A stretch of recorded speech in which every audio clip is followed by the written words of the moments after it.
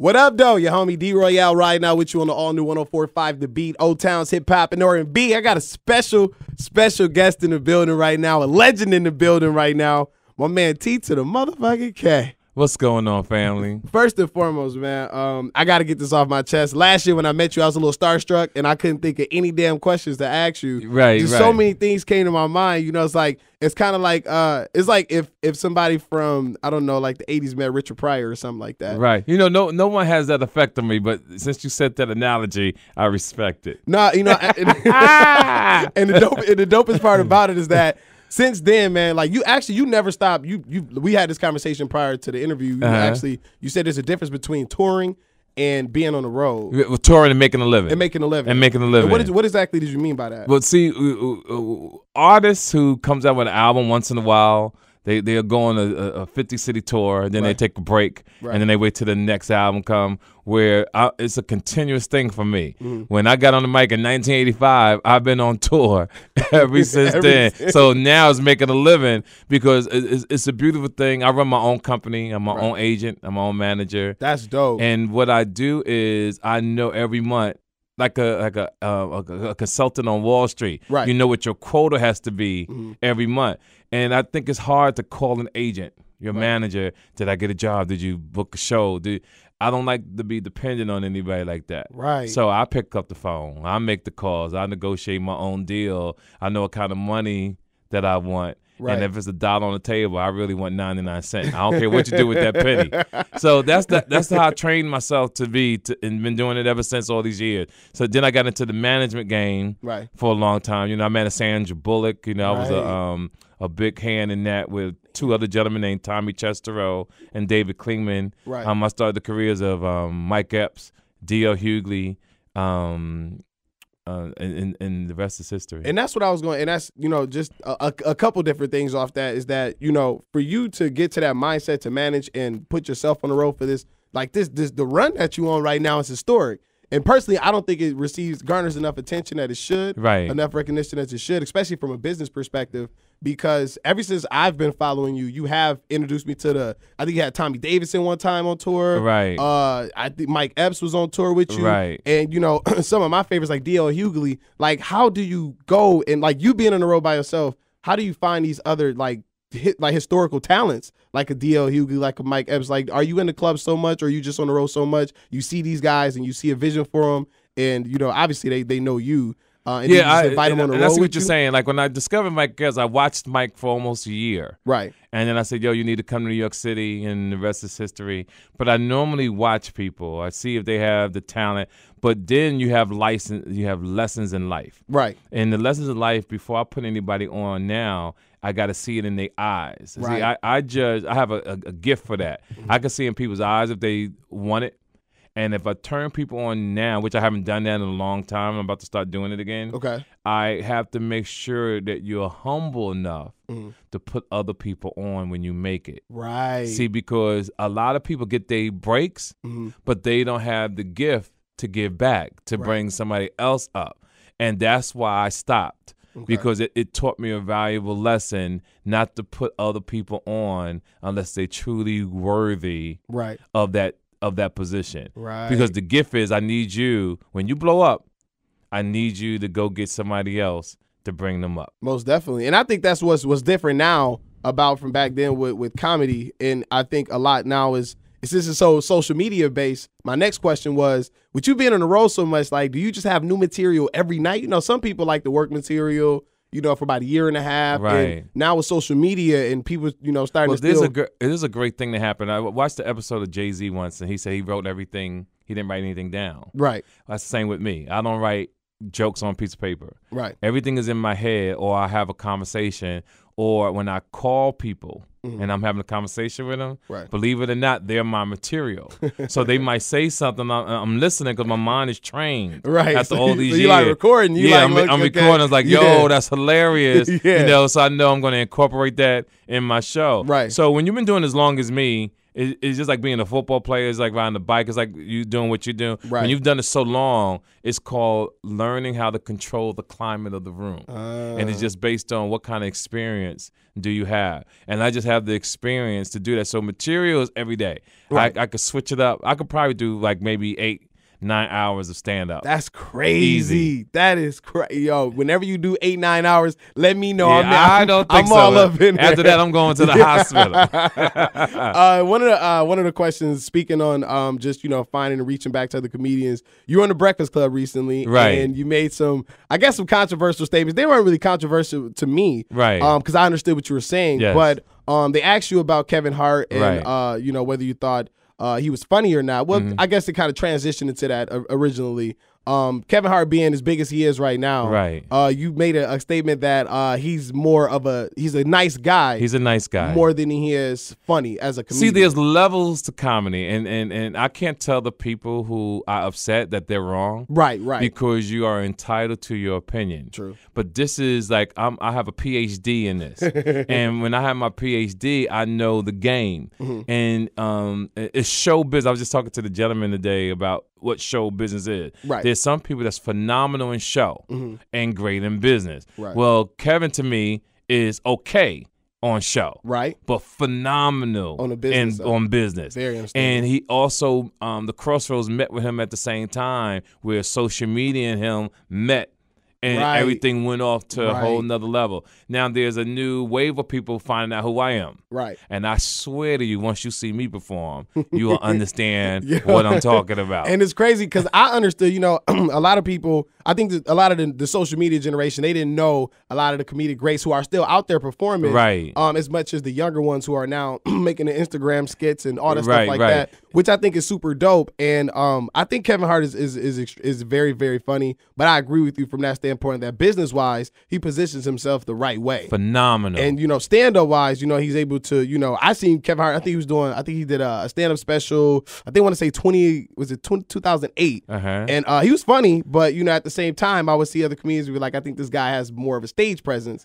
Phenomenal stage presence. Yes. Like in conversation, you talk to Kevin, Yeah. he will have you in tears. Right. And I used to play with Kevin. I was like, Kevin, you need to give your manager 50% because he made you a star. Right. And I understand the game. It's Right. just that people don't want to people are upset about their true feelings. Right. Like you can't go against the norm if that's how you feel. True. And everybody knows me. Like Big Worm from Friday. Yeah. Phase on Love. Phase on Love. He's like hilarious. my little brother. He's funny and too. he called me. He said, yo, they didn't know if they asked you a question that you was going to tell them the You was truth. gonna keep it and funky, I tell the yeah. truth. You know what I'm And saying? that's dope. And you made a really good remark on show business, and which is kind of where I want to segue to it with.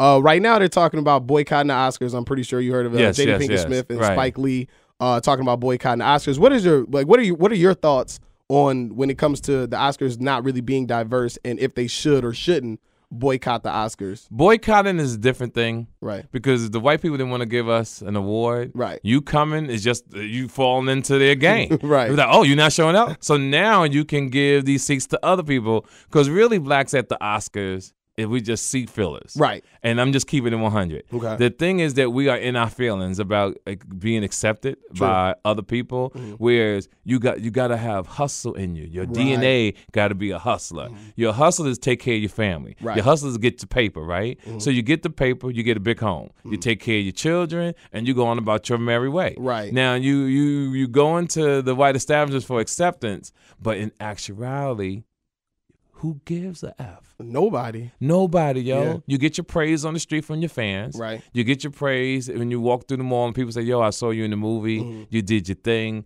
And you keep it going. That gold thing ain't going to change nobody's life. Ask Monique, who won the Oscar and ain't worked the job. And it seems since like that, then. right? It seems like, and she won her role in Precious, I think, right? She has Ever not since worked. then, we haven't seen Monique. I think she does like some stage. She does stand up, but ask from time to her. time. She hasn't done nothing. And honestly, I feel like winning an Oscar kind of puts you in a category that's uncomfortable almost, like because now it's like you're constantly trying to repeat, like Monique is trying to repeat. Yeah, you want, but it's a top of the food chain. You Right. feel like it gives you significance in the white world, Okay. so to speak. Right. But we have to roll. It's like Ice Cube when they asked him about Straight Outta Compton. Straight Outta Compton. Yeah. He said, "I don't do that for that. Yeah, I don't make movies. Yeah, I don't make movies for to get no award. He know he true. gonna get the paper. that's true. He about to pay, and that's how people have to think. Really, everybody has to stop being weak." Right. because we don't have men of the world anymore. Right. And our women are becoming men. Right. And it's just so confusing out here. You don't know if you should talk proper to a lady or talk slang to her. You know what I'm saying? You know, I say that all the time to my lady friends. MK, she knows how I talk to Desiree. I always tell them like, you got to talk to them like a woman. But some women get upset if you talk to them like a lady. They do. They get upset. It's like the opposite. It's like the opposite. I don't get it, yo. That's why I go in the house. And I'm glad you brought that up too. Speaking of the climate socially right now, you know, a lot of comedians are really like, you've been ingrained in hip hop. I didn't know you actually were on tour with NWA originally, which is dope on so many different levels. I got 1,000 questions, but I'm a, you know. Go ahead. We got time. With that being the case, like now you look at it, you don't really see comedians on tour with hip hop. But no one anymore. did that though. Right. So you got to remember. See, and I'm glad you brought that up. There's no comic that can do what I did on tours like that. That's tough, man. Because the Straight Outta Compton tour, the Ruff Ryders Cash the Money tour. Didn't know you was that another epic one. What's the tour Jay-Z and then went on? It was the Ruff Ryders. It was Jay-Z. Was the Hard Knock Life tour. Yeah, Hard Knock Life tour. The Hard Knock Life tour. That's when they did the backstage joint. Right. I did all that. Yeah. Then to flip it and go on tour. I've been on tour. This is really gonna mess everybody up. I was on tour with MC Hammer. What? Listen to me. You was on tour with Hammer? You ask MC Hammer, they'll tell you T.K. Kirkland was the best comedian ever. From MC Hammer to the Loonies to Second to None to AMG, Bitch Better Have My Money to DJ Quick to Snoop Dogg to Patti LaBelle to the Whispers. Hold on, Patti LaBelle and the Whispers? Listen to me, to the OJs to Madonna. Madonna? Yes, that's how cold your boy is. Yo, that's like 35 different type of walks of life. And I could do it all. That's crazy. Frankie Beverly and Maze. So why do you think we don't see that more now? Because do you think it's just so tough of a feat for a comedian to go on the road with, like, let's say a Drake. Let's say you a good comedian and you go on the road with Drake. Do you think it's too hard for comedians nowadays? I think it's hard, but you know what? I was going to talk to Drake's people to go on tour with him, right? Because I think that would be a unique situation. That would be so just to dope. See if I still have it. That'd be dope, though. You know, just to see if I still have it, because it's a whole new world out there, right? That needs to be taught life lessons, right? Which we have forgotten. You know, you having rappers dressed like women, right? And carrying what Charlamagne the God said they call sassy savages. Yeah, sassy savages. Like you know, we got to get back to being men because the world is corrupting in front of us. So you don't think there's a place for androgyny? You don't think there's like I guess a culture that could be, you know, like for instance with what's his name, Jaden Smith. Let me explain something to you. When I see, that's I'm at a point in life. Do I be quiet? Yeah. Or do I speak the truth? It's supposed to be tough times for you because now right now it's crazy because if you say something, people will say that you're anti something, or I'm a hater, or whatever. Yeah, or so it's really tough to speak out about stuff. It's hard to speak out, right and there you have to be the father of the home. Has to be suspect, right? When you allow your son to go that particular route. That's all I'm gonna say. All right. The father of the home gotta be a certain type of individual, right? Not to smack his son up the side of the head and say, "What the F you talking about?" I'm just keeping it one. That's for me, and that goes to any parent in the world. I understand. Any parent in the world, right? Because I could tell you deep down inside, a father whose son goes another route, it takes something out your soul. Right. I don't care who you are, Magic Johnson, R. Kelly, right. Any of these people that have those type of issues, it takes something out your soul. And it's crazy that you spoke on that because another question I was going to ask you is that like and now Jerry Seinfeld kind of spoke and I love stand-up. Jerry Seinfeld is one of my favorite comedians ever. But he spoke on now that being a comedian is harder than ever because if you tell a joke, let's say if you tell a anti-Semitic joke, or let's say you make a joke about the Jewish faith, right? And now people are deeming you anti-Semitic, and right. or you make a race-based joke, and now it's like, oh, that person is a racist. Do you think it's harder than ever for comedians now to get on stage? Like, you're a very free-range comedian. I've seen you've talked about politics, gender roles, hip hop, anything. Well, I will give out my philosophy in life, right, and then break it down. And what I want to say to the world, there's no such thing as racism. Okay. See, people I don't know who came up with that word, but there's no such thing as racism. It's a thing called I just don't like you.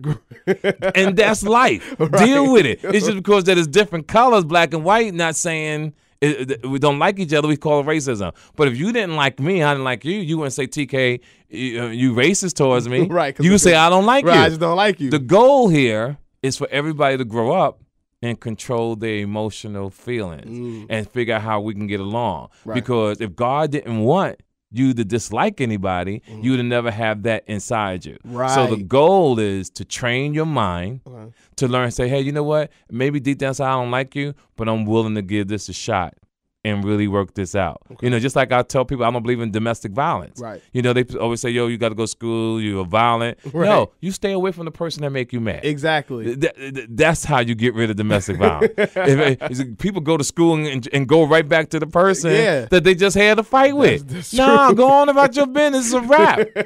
That's my view on that stuff. That's very interesting. And I'm glad you put that out there, because a lot of people feel like, you got up and coming comedians who don't really know how to approach the game right now, and in terms of the social atmosphere that we live in right now. Well, here's the thing. A man hit me the other day on Instagram. Yeah. And I guess he saw whatever he saw and asked me, could I teach him how to get women?